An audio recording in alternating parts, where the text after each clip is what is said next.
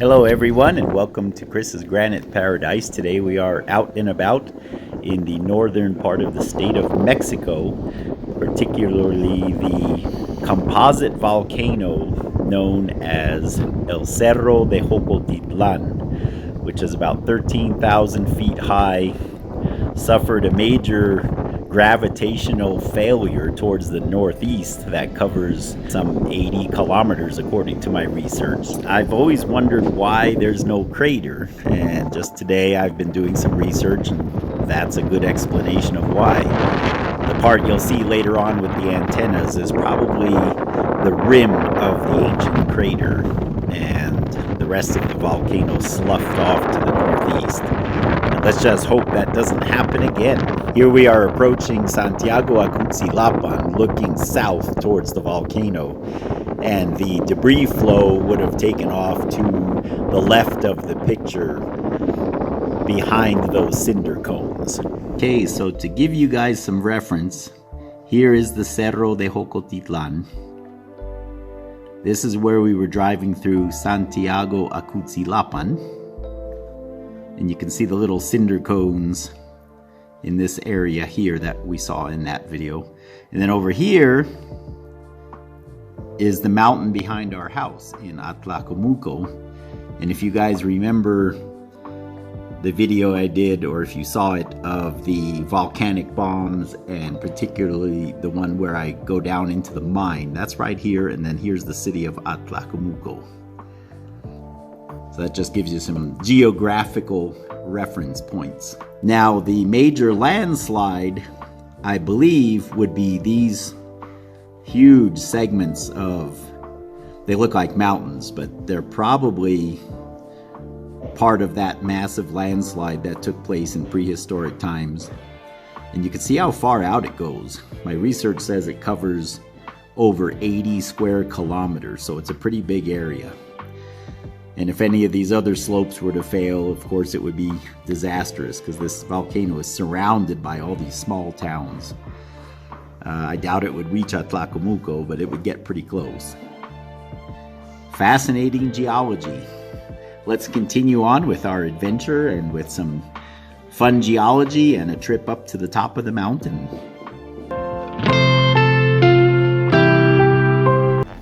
Here we are officially beginning our journey up the mountain. We're driving into the town of San Antonio en Chisi.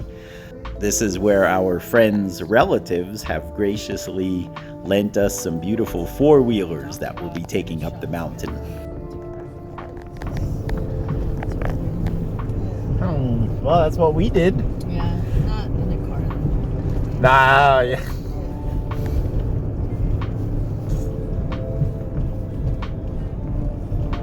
Estaba diciendo Jen que quiere venir y adoptar un perro y darle sus vacunas y todo y sacar su visa para llevarlo para allá. No necesitan visa, ¿sí?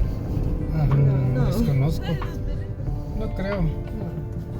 Solo el permiso para subir al avión, yo creo. I hope you enjoy this little glimpse into small town life in the state of Mexico.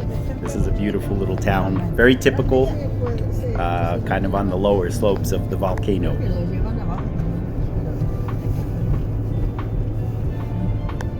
Las borregas, mira las borregas. La barba. Bien gordita. Ah, Ay, la señora. Se muevan, se muevan. muévanse. Rebaño. Ay, mira todo el Ay, no, mira, a ver si rebaño. una borreguita bebé está bien bonita. Estoy grabando también, esto va a salir bien. Pero hay de bebés. Sí, hay unos bebecitos. Oh. Miri, ¿ya viste la que trae la señora? Ah, Ay, mira, esos son los bebés. Mira, y hay un negrito bebé también. La mayorita. La mayorita. esta pintura. No, no está pintado, así son. No, no, así, pero sí. El color, pues. El color. Ay, El color de la. Ahora, hola. Here is my daughter Jen on the four-wheeler that she would be driving for the day, and I'm the passenger along with Chris and his son Eder in kind of a bigger machine. Lots of fun. Once we began to climb the slopes of the volcano, the scenery really started to change. Here we are going by what is a fairly common crop around here, and especially on the slopes of the volcano, and that is nopales, which is an edible cactus similar to our prickly pears that some of you may be familiar with. During times of extremely low temperatures, the cactus are covered with plastic. You can see the structures here that hold the plastic up when it's necessary. And on the left here is our dear sister in the faith, Angelina, my daughter Jen, my wife Sky, our good friend Rosa, and Juan and Angelina's daughter Sandy. All sending you a warm greetings from San Antonio and Chisi, Mexico. Due to the fact that all of the construction in Mexico is concrete, the people mine or quarry what is known as tepohal, or volcanic pumice, and really any type of sand, but the pumice is nice because it's light and it really makes for easier construction. And so as you're driving around the countryside, you see these pits and quarries literally everywhere. We stopped at this particular spot because they have obviously been mining the tepohal they use in construction. And you can see here that in this instance, the tepohal is rather coarse-grained. Here's an uneroded area, and you can see it's basically just small gray pumice fragments. And yet, if you look elsewhere on the hillside, we find a number of interesting features. Probably the most obvious is the layering and the coarse fragments in some of those layers, such as here where I'm grabbing. Most of these pieces are pumice. They feel very light, but there are also chunks of obsidian, basalt, and other types of rocks of different colors. So these were obviously very violent eruptions, probably from the Cerro de Jocotitlán, but they could have been elsewhere.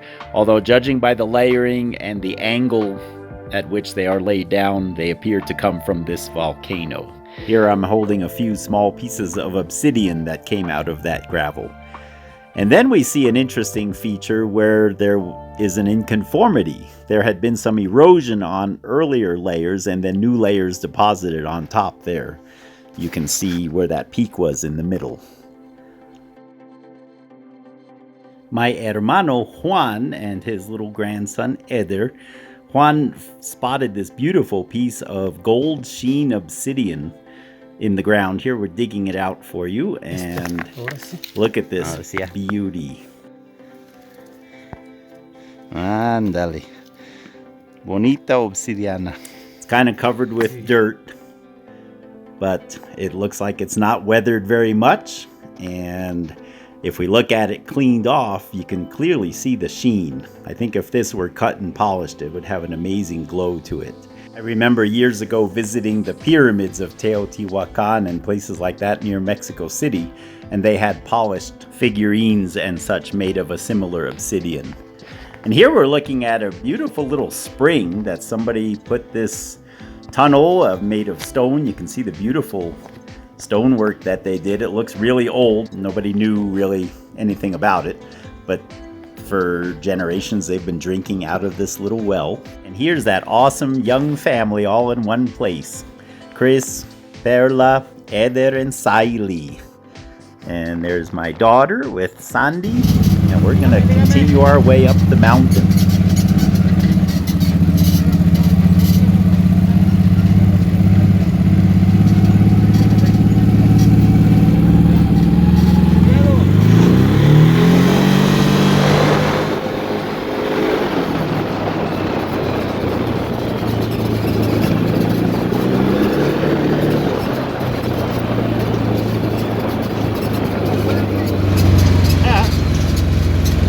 It took us about 2.5 hours from San Antonio to reach the top of the mountain.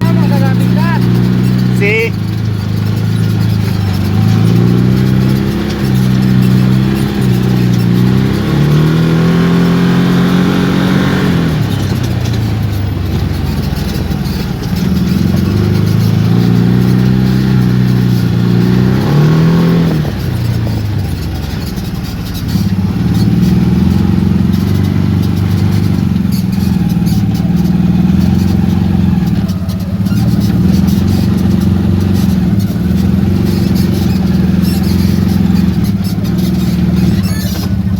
Because the mountain at this latitude is heavily forested all the way to the summit, there were few photo opportunities to look off into the distance.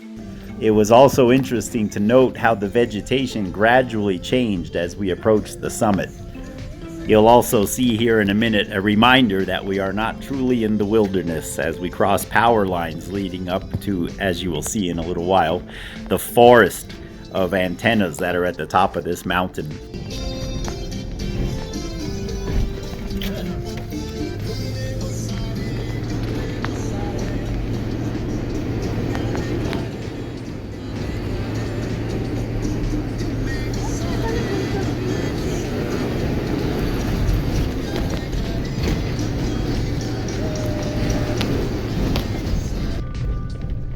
And finally, after 2.5 hours of bumping and bouncing around, we are approaching the summit. You can see the antennas off in the distance.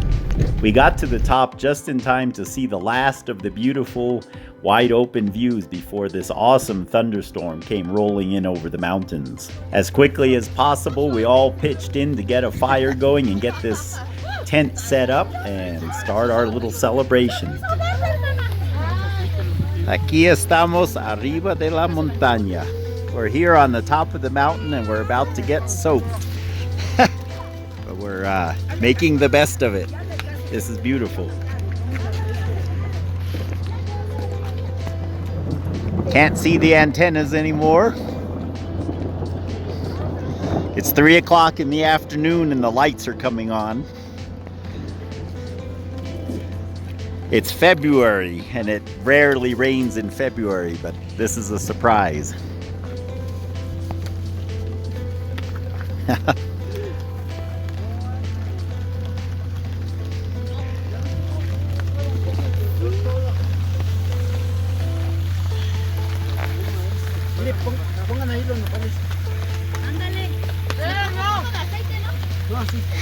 The chef, Chris, and Juan. Trabajando, working hard. My wife was making the orange juice. There she is, my beautiful wife. And now it is hailing. I think our little Siley had it all figured out from the start.